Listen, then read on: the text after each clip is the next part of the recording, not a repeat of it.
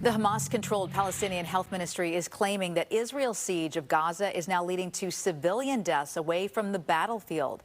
Israel's neighbors and many around the world are urging an end to the fighting, while Israel says it will not let up until Hamas is eliminated. Fox News' Trey Yingst has the latest.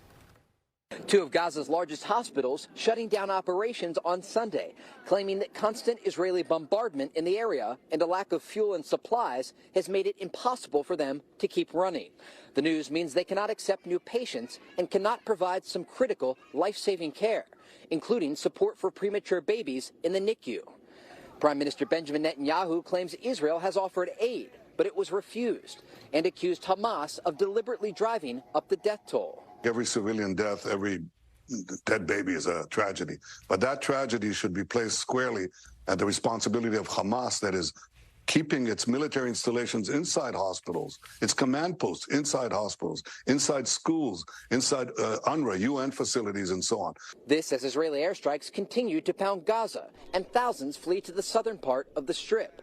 Arab leaders gathered in Saudi Arabia this weekend to call for an immediate ceasefire in the war, something Israel says it will not agree to until Hamas releases all of the nearly 240 hostages in its custody. The U.S. remains one of just a handful of countries siding with Israel in rejecting calls for a ceasefire.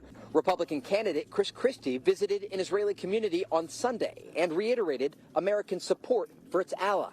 America has no greater friend in the world than Israel.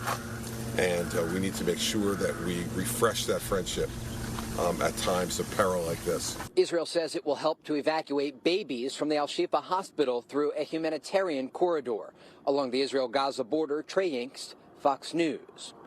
North Bay Congressman Mike Thompson released a statement today on the conflict in the Middle East, reading in part, "Innocent lives are at risk because of Hamas, but there is no justification for attacking health care facilities.